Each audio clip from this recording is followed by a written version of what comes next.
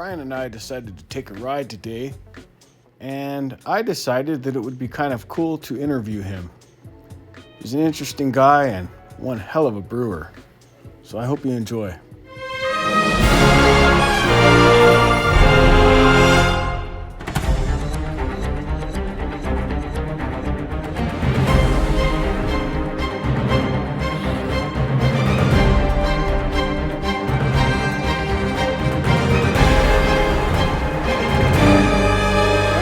Riding together for a little bit. Yeah. And I don't know. We decided to go for a ride this Tuesday since I blew last Tuesday off. We didn't blow it off. It was. I didn't blow it off. It just didn't work out right. Yeah. Just getting off vacation. How long have I known you? Shoot. Well, 6 years. Jeez. It could be 6 years since the pub opened this Thursday. So the way I met Brian is his nickname in my phone is the Beer God. So he knows a thing or two about beer.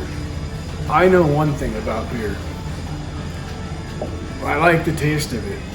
And I like all the beers. There's not just one particular variety of beer that I like. I like them all. You do. You even like the pumpkin spice beer. I do like... I know. There's no pumpkin spice on here, is there? No, it's not on the menu, but she says it's available. Really? I'm going to be pretentious here shortly.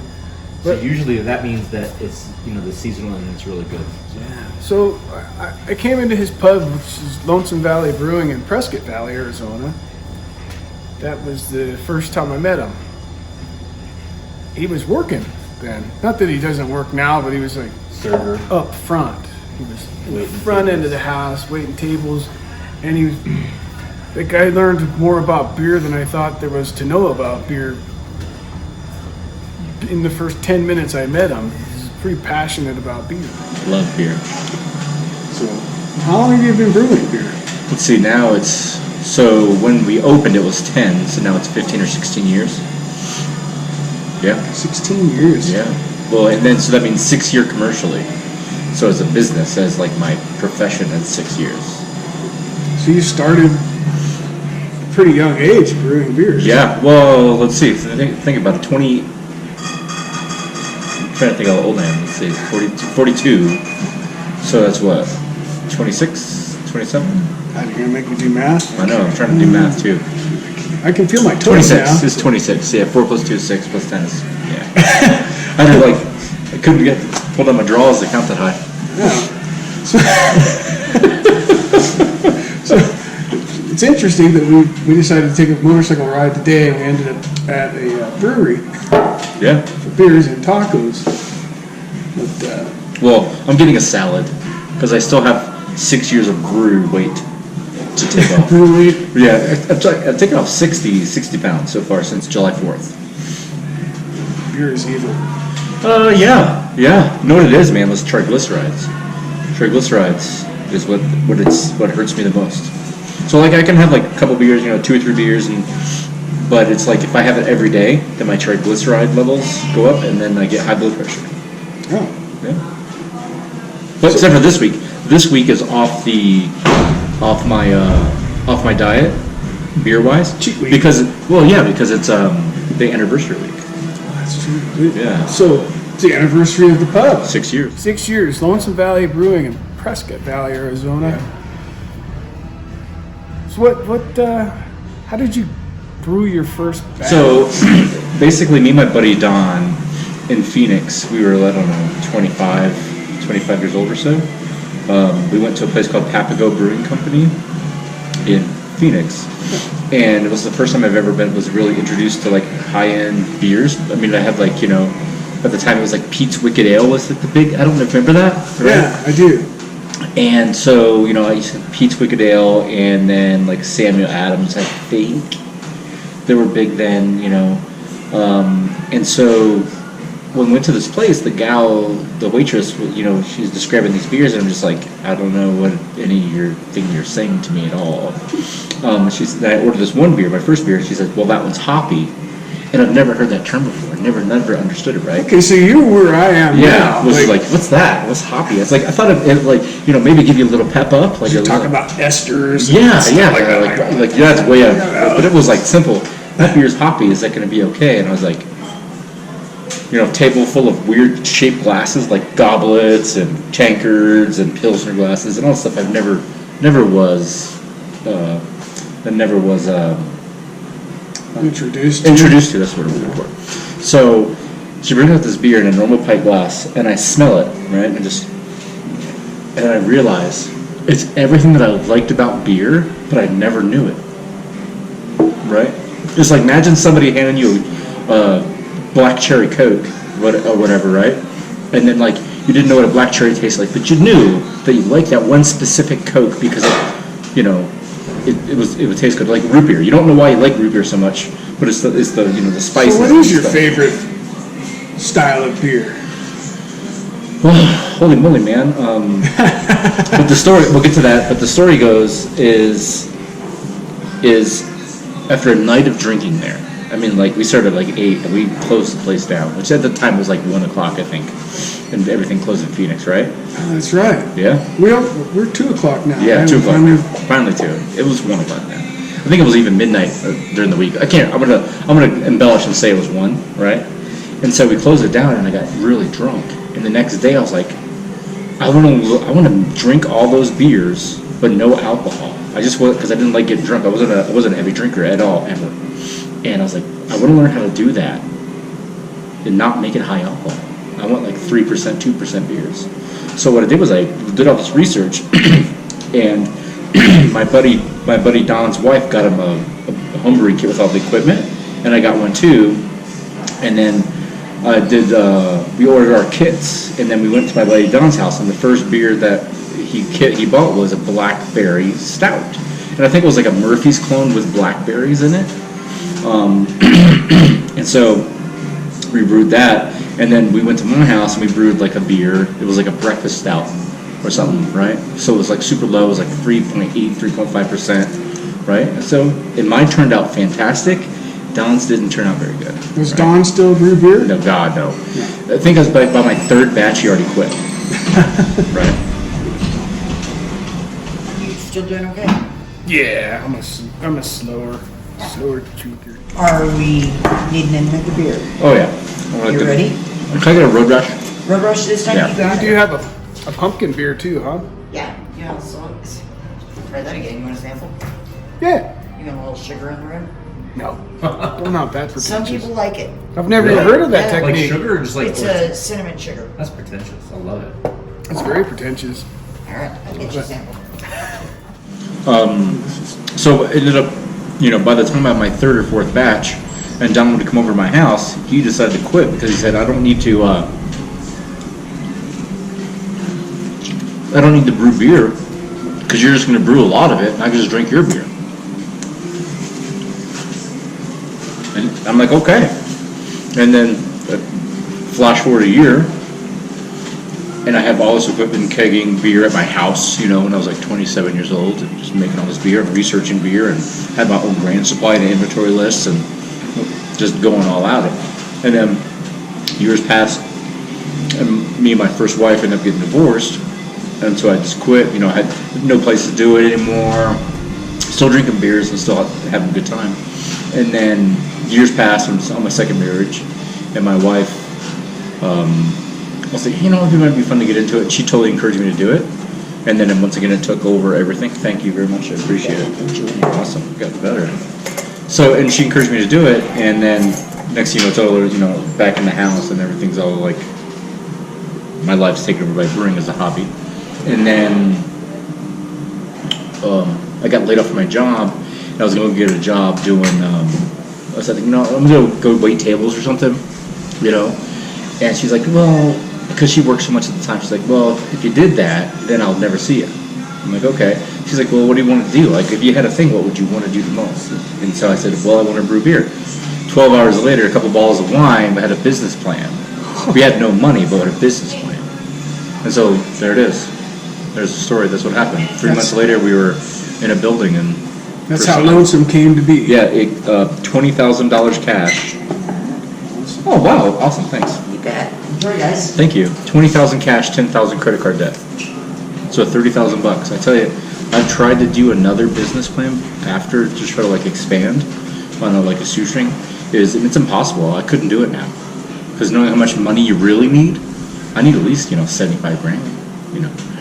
So it's like I don't know how things pulled it off. So it's like everything we bought was used or built by me or my friends.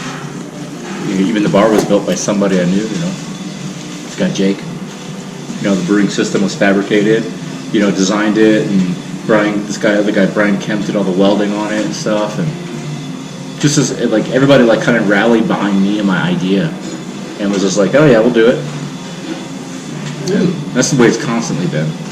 It's like totally fighting to be. I just remember like when I first came in there, how it was almost like you were speaking a foreign language to me about beer. Yeah, because it was just total passion. Well, I mean, it's like it's talking with you when it comes to especially when I talk to you about. Oh, is it good? It is. Let's get it. She might have had it. She might have been on this. She might be. She had me a hello. I might go full pretentious. Yeah. With this and do a sugar grim. Dude. So what do you smell? Well, right now all I smell is some like dirty hands from the gloves I had. Let's see. Hard to tell. All right, I get a lot of.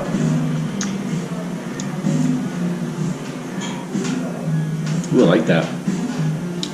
It's got like this little maltier back to it that, like my pumpkin beer at work is more pale ale-y. Right? This has a lot of like spicy bitterness to it. Taste some ginger, maybe. Probably. It's probably got like a pumpkin pie spice, almost like an allspice, maybe some clove. But like the actual backing of the beer tastes real solid, just a really solid backing of a beer, like a little malt, a little sweetness. But the bitterness tastes like it almost comes from the spices.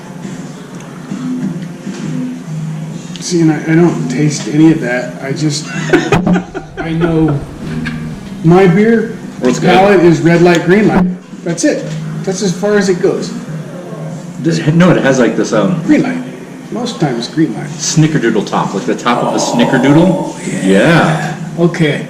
Yeah. I do get the Snickerdoodle. Yeah, man. Definitely, it's the flavor is like punches you in the face. It's so good, and then like, oh, dude, if you look in here, it looks like I have like the trucker lady in my head of my beer. See that? Mm-hmm. Almost. I mean, you have to like really look far deep, or it's a weird sea creature. I don't know. But yeah, I mean, so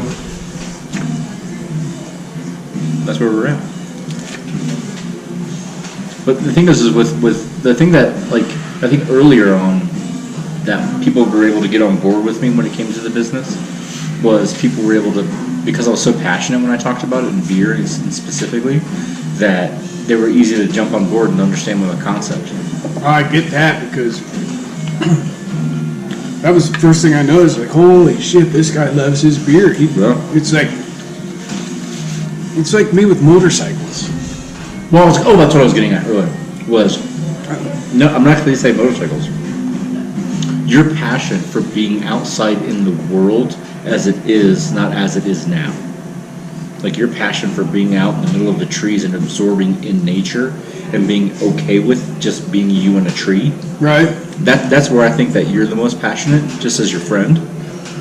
Does that make sense? Yeah. Yeah, like you're super passionate about motorcycles, but you can use a motorcycle to get to that tree, to that middle of the forest. Yeah, I think you're right. I'm passionate about just being out there in the world, like, and the beautiful thing about you is you can be out there by yourself.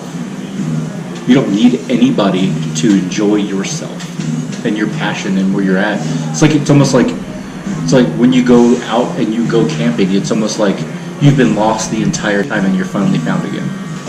From watching your videos and stuff, So what made you want to do your YouTube channel? Because I've noticed you picked it up in the last month. Well, Lots more live stuff, mainly because my job's like Groundhog Day. Same thing all the time. Yeah, so, and I don't know which side of your brain's the artistic one,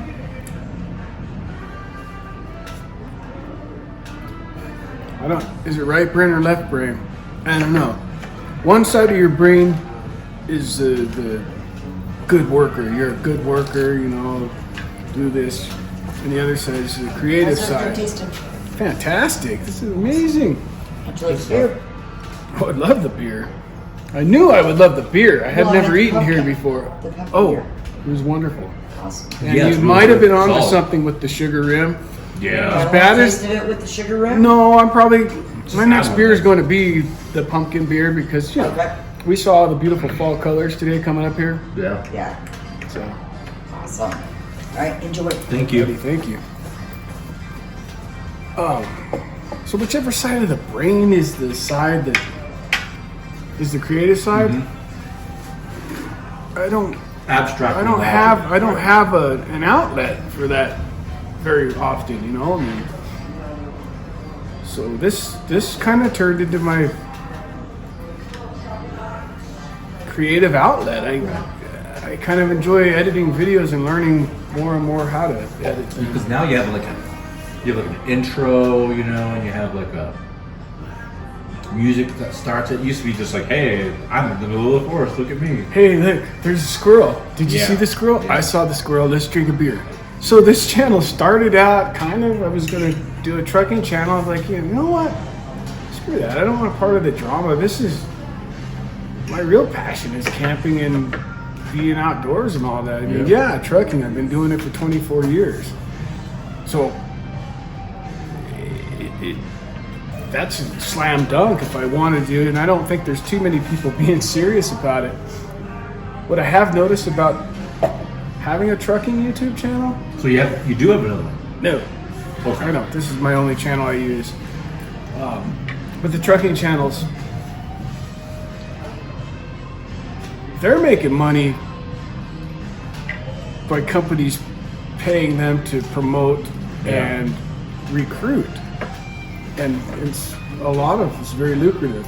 This is fun for me. This has become kind of somewhere to focus Yeah. something. How far do you want to take it? Kind of limited, don't you think, though? Working 6 days a week. Well, You notice how the interviewee turned the tables into the interviewer. Yeah, whatever. We're just talking. That's You're gonna be true. edited. I'll do a minute. You know. It's going to be a 4-minute video. No, you're an intriguing dude, man. Yeah. You're like the most interesting guy in Prescott. I don't even live in Prescott. I know. That's That should tell you something. the best part. I know. Those tacos look legit. Dude, they are good. I like the board that they serve on. That's cool. You know, they opened up here, I think, like a year and a half before Lonesome did, so it's like 7 years old, 7 or 8 years. And then they just blew up. You know? Because I know, like, Lonesome was like the 35th. So I want to say, like, I'm going to estimate them, pull this number straight out of my ass. But maybe that was like the 28th brewery in Arizona. Yeah. It's kind of blown up. It used to be, man, where I knew the people that started breweries by name, their brewers by name, and I know who was opening up when, why, and, you know. And now there's so many I don't even know, and I'm so far removed now. Well, how do you feel about like some of these different breweries selling out to the big corporations? Well, I think if we would have asked, like, the first year business, Brian, I would have said, no, you got to keep true to the art and true to the craft and the whole bit. But now that I've had like 6 years worth of employees that I'm responsible to, if I had the opportunity to make sure that my staff has paid vacations and health care and, you know, all this other stuff, man, I would easily. Because these people that have helped me get to where I am now, you know, they deserve pensions and 401ks and, you know, better salaries and stuff that I'm working towards getting, you know. But, you know, if I had that opportunity where I was like, okay, you're now part of a deeper pool in this conglomerate, hell yeah, I would. I appreciate each and every one of you viewers. Thank you for watching. hit that like and subscribe button.